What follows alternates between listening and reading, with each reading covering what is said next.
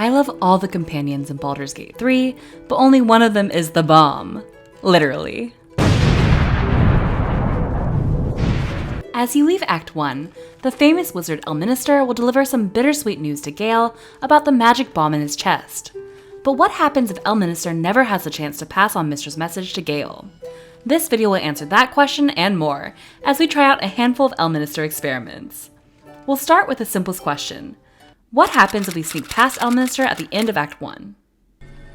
There are two routes into Act 2. You can go through an elevator in the Underdark, or take the route through the mountain pass. Elminster will be waiting for you close by the passageway into Act 2 on either path, but he doesn't seem to understand how roads work as he has his back to you in both cases, so we're gonna sneak past him very easily.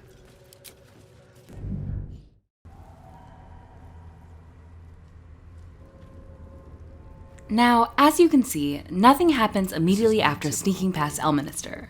So I'm gonna follow Karnas to Moonrise Towers, and then we're gonna take a long rest from there and see what happens. Come, follow and stay close. Do not leave the light. Do not feed the shadows. You heard him. Move out!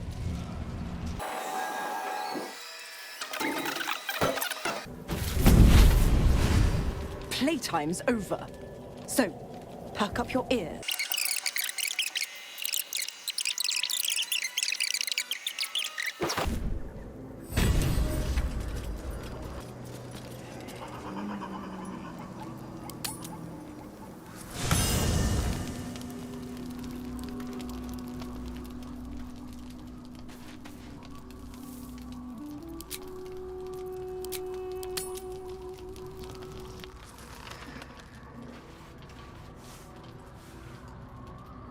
The voice of the Absolute is strong here, and getting stronger.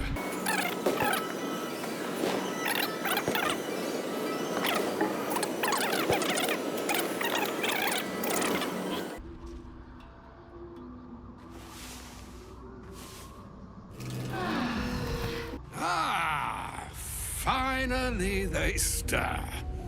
True adventurers get up with a lark, I always say. But if there are larks to be found in these lands, well, they must fancy themselves akin to nightingales.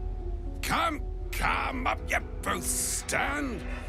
I, for one, am dying to find out what's for breakfast. Elminster? The very same, Gale.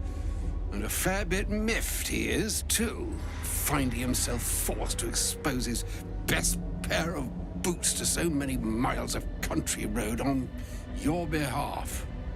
I don't understand. How so on my behalf? I was bid to spare neither time nor my own self to find you. She sent me, Gale. You know of whom I speak. But why? Out with it, Elminster. Please. Young man, has your sojourn away from Waterdeep washed away your decorum as well as your patience? Nigh a 10-day I've gone without honest fare, worthy of the name. Drank naught but what the sky entitled my thirst. Why, some bread, cheese, and a cup of wine would appear unto me a feast. Surely you won't begrudge me a mite of rest and repast before I get out with it. Oh, for the love of... Fine. I'll turn a deaf ear to the clarion calls with which my scorned stomach beseeches me. Graver matters are at hand. Plenty to digest, after all. A good deal to stew over, if you will. Words ladled with import should be savored so as to better absorb their meaning. Wouldn't you agree? Elminster. Right. You see,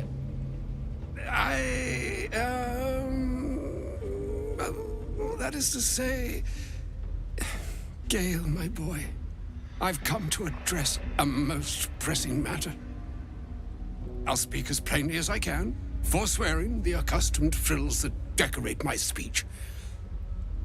I'm here on behalf of Mystra.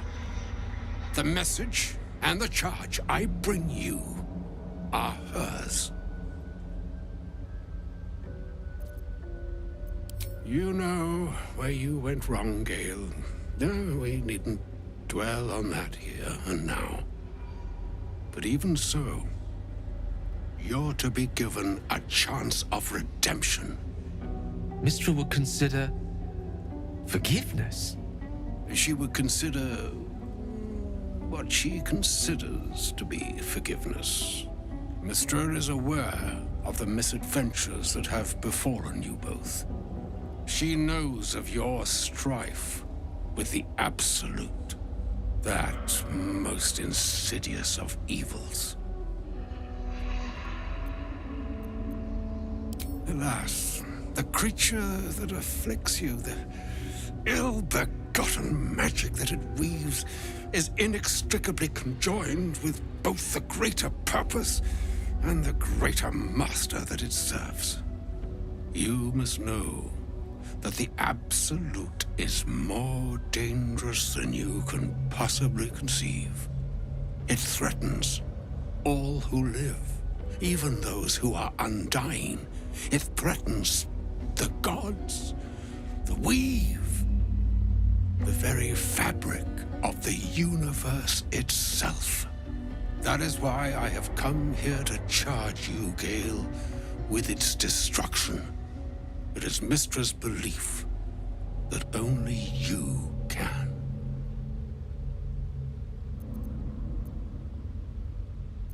The orb. Precisely. Mystra has granted me the power to stop the clock, as it were, on the orb's rush to overpower you. Instead, you will be able to unleash its lethal combustion at will. Interesting. This could be help or hindrance. We shall have to see. You must find the heart of the Absolute, whatever that may be, and use yourself as the catalyst that will burn it from this world.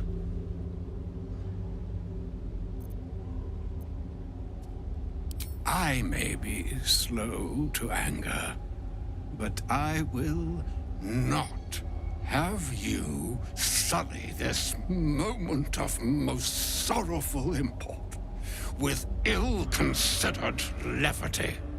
It's all right, Elminster.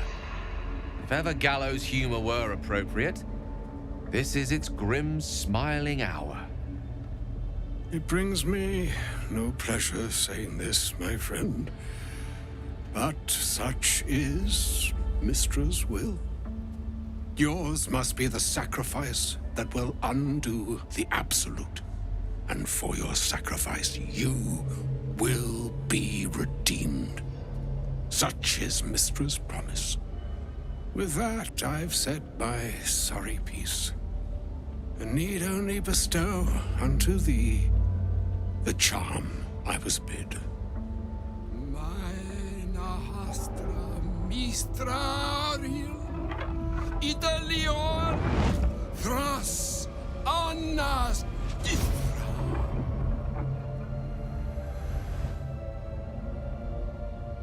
It is done.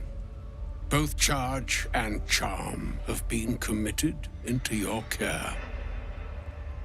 To you, I commit into care Gale himself. I count on you to shepherd him well on this strangest of journeys. Nor would I expect you to. It's too bleak a task to demand of anyone. Like moons make swell and wane the nescient seas, so too the sky-strewn gods ordain the tidal fates of mortal days. And yet, an ocean born in lonely hours, come ebb, come flow, come all that is beyond the breadth of our dominion, be a moon unto yourself Even the waves of fate can break upon the shores of will. Farewell, my friend. Farewell, Elminster. I'm glad she chose you.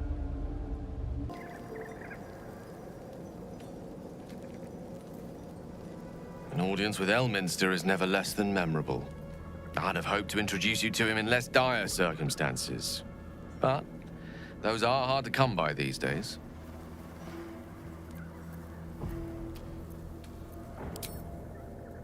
No comment on a visit for the finest wizard in the realms. The famed Elminster of legend and lore? You are hard to impress. So. Alright, that was basically the same dialogue you get if you spoke with Elminster back in Act 1. Although I do like that he wakes you up. Still, a little underwhelming, so it made me think, if long resting was what triggers Elminster to find you, what happens if we simply finish Act 2 without long resting?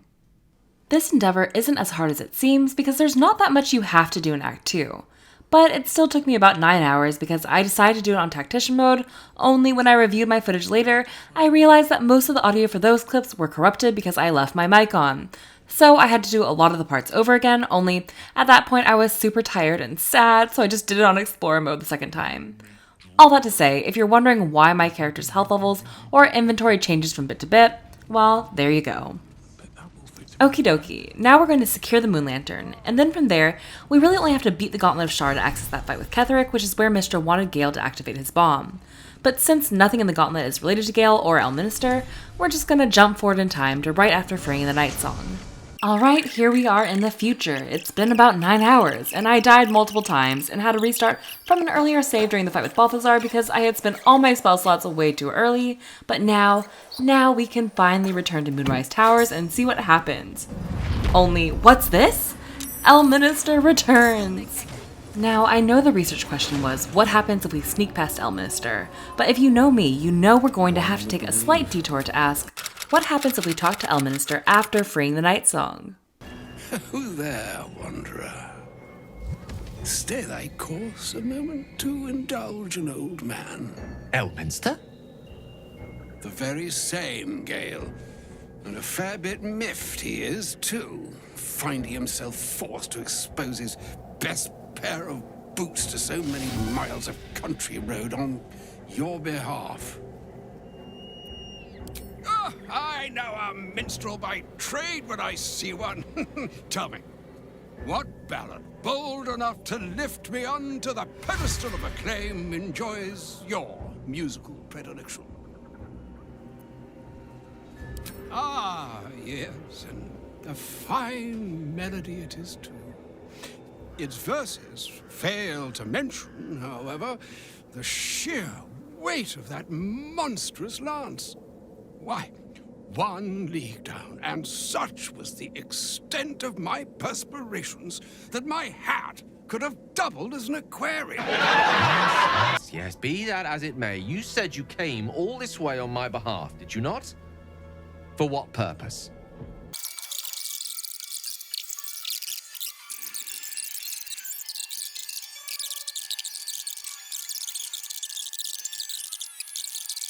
You must find the heart of the Absolute, whatever that may be, and use yourself as the catalyst that will burn it from this world. No, indeed. But I think she trusts me too. It brings me no pleasure saying this, my friend. But such is Mystra's will. Yours must be the sacrifice that will undo the Absolute. And for your sacrifice, you will be redeemed. Such is Mystra's promise. With that, I've said my sorry piece, and need only bestow unto thee the charm I was bid. Meine Hastra Mistrariel Italion Thras Annas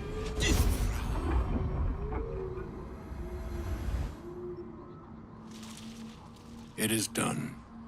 Both charge and charm have been committed into your care. To you, I commit into care Gale himself. I count on you to shepherd him well on this strangest of journeys. Nor would I expect you to. It's too bleak a task to demand of anyone.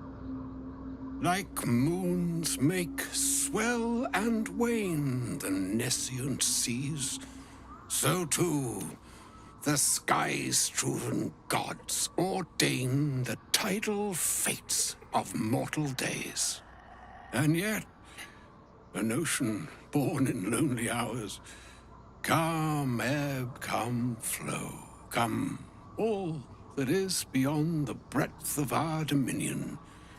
Be a moon unto yourself. Even the waves of fate can break upon the shores of will. Farewell, my friend. Farewell, Elminster. I'm glad she chose you. Alright, well that was a little disappointing, mostly because in addition to all the dialogue being the same, Elminster is still talking about how we have to find the heart of the Absolute when he was literally standing right in front of it after we had freed the Night Song, with Jaheira and her harpists ready for battle meters away. Honestly, the only real change is that it plopped Gale back at Moonrise Towers, but left the rest of us in camp, so that's something? Anyways, back to ignoring Elminster. Now, Elminster is watching the main road in front of Moonrise Towers, so I'm going to go around the side toward the docks and then go up through the dungeon. This route allows you to dodge Elminster, but as it turns out, there's a lot of dead people down here. This was the fight that actually took the longest during my original Tactician run, and in the end, I realized that the best defense was running away. One last all-or-nothing gambit! All-or-nothing gambit, you say? Yeah, it's my final move. Run for your life! I used the fetish of Calderon's smooth hands, which, side note, was he a peeper? But anyways, I used that ring to sneak past this fight and the fight in the main hall by ungrouping my party members and sending them up one by one. Afterwards, the fight with Ketheric kicked my ass a few times, not only because both I and my characters were exhausted, but also because I was at an incredibly low level since I hadn't done almost anything in Act 2. But with the help of the Iron Flask from the Cinder Room, we got through it, which leads us to this moment right here. Behind this door is the final Ketheric fight, and also the moment where Gale is supposed to blow himself up. But because he never got his orb stabilized, I'm curious to see what happens. I'm going to zoom through the first half of Orin and Gortash's dialogue, and then I'll let the scene where Gale first sees the brain play out.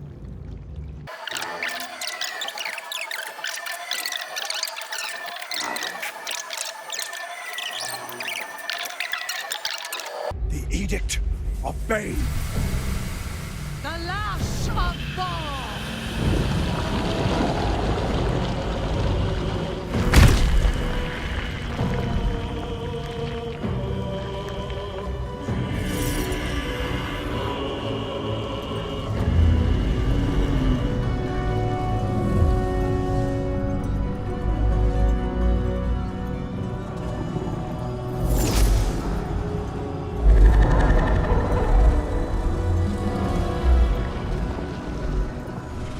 Testament of Merkel!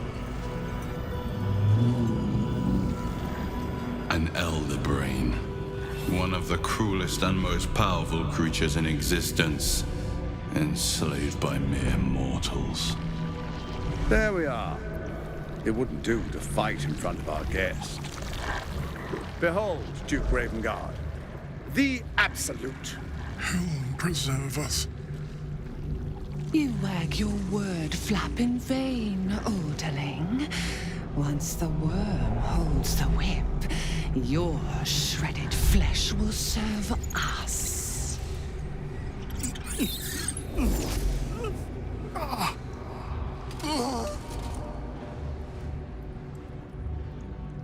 Now, it's really time we were going. We will empty this place and begin the march. You may catch up with the army once you've retrieved the weapon. And Ketheric, do try not to sulk. You're supposed to be the fearsome general come to conquer the city. And I am the hero who will save it.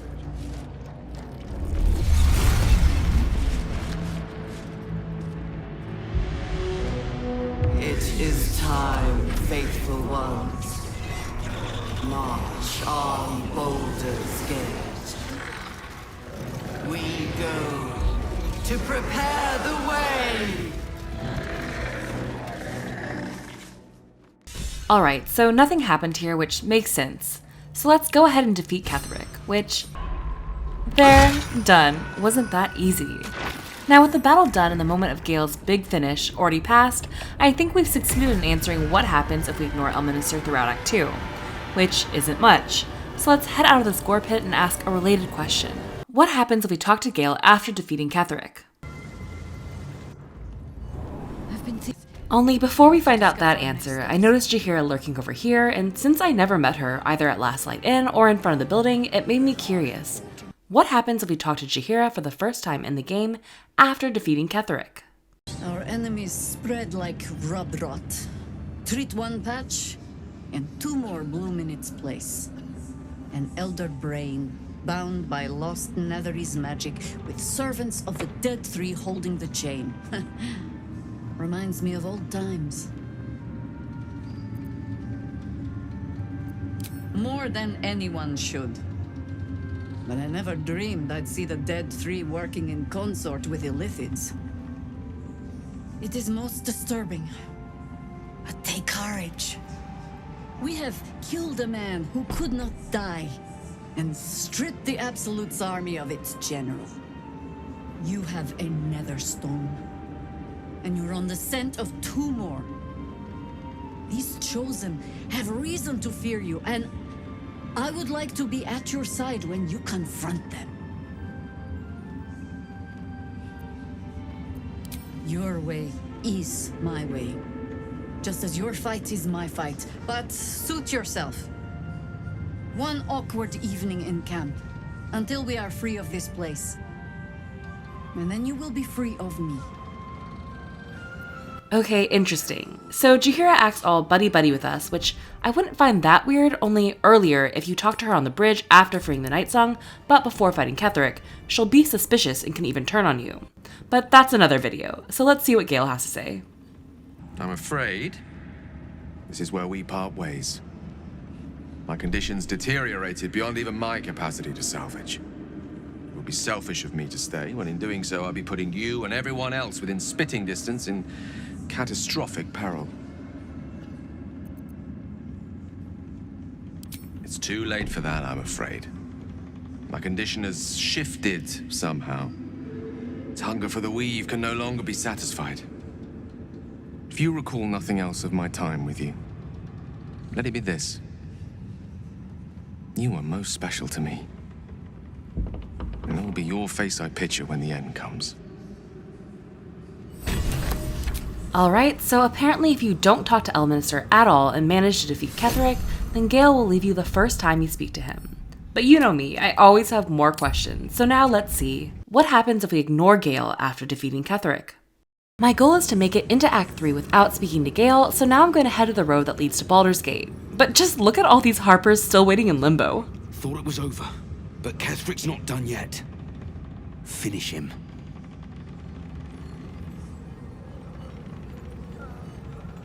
There'll be plenty of dead to mourn when this is done. But songs to sing too. Based on their reactions and Jaheira's, I don't think this game was prepared for me to take the back route through the dungeon. But it was as I navigated out of Moonrise Towers that I realized something. Elminster is still waiting outside, which naturally leads us to another detour question. What happens if we speak to Elminster after defeating Ketheric? May be gone, but the shadows remain. Aw, well, that's sad. As you can see, I'm trying to click on Elminster, but he just completely ignores us here. Like a roach-infested basement, he's bugged out, so I guess we have to kill him. Your violence hasn't gone unnoticed. It's about to be returned in kind.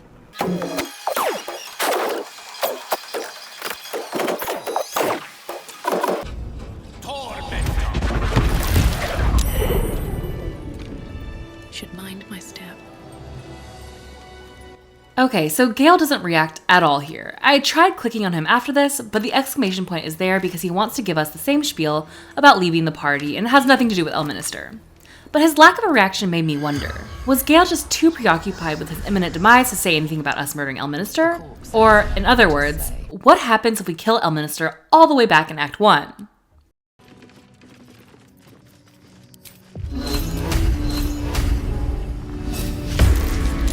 Pick to fight. The consequences are hardly surprising.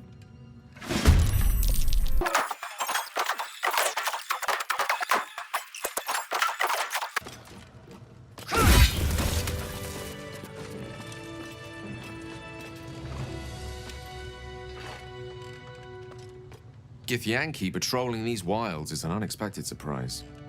Whatever they seek, they'll not hesitate to kill us if we stand in their way. Alright, that's a little cathartic. Even though we weren't killing the real Elminster, I think he was a simulation or something, but still. You'd think Gale would react more either way. Anyways, back to our main question. What happens if we ignore Gale? Alright, we head into Act 3 here by clicking the path to Baldur's Gate, which sends us to camp. And at this point, I tried to head to bed to get some much needed rest, but I got a notification that someone wanted to talk to me. I thought it was Gale, but in reality it was actually Dame Alum and Isabel, and here they're doing a bit of a reverse kidnapping because although I didn't show it in this video, I basically told them to get lost and not to come here. Anyways, after that, my tab looks out at the city with shining, hopeful eyes before coming to a horrible realization. Gale is gone. Gale does leave a letter behind, which essentially says this is what you get for ignoring me, peace out. And while I did try other ways to get Gale into Act 3, such as murdering him before leaving Act 2, he always disappears and leaves this letter when you load into Act 3. So there you have it. The result of a day and a half's worth of Elminster experiments mostly led to nothing new. But I do think it's interesting that you're not forced into speaking with Elminster at any point, you're just screwed if you don't. Anyways, I hope you have an amazing week, and subscribe for more Baldur's Gate 3 videos along with other video game stuff and a bunch of horror related things. Cool.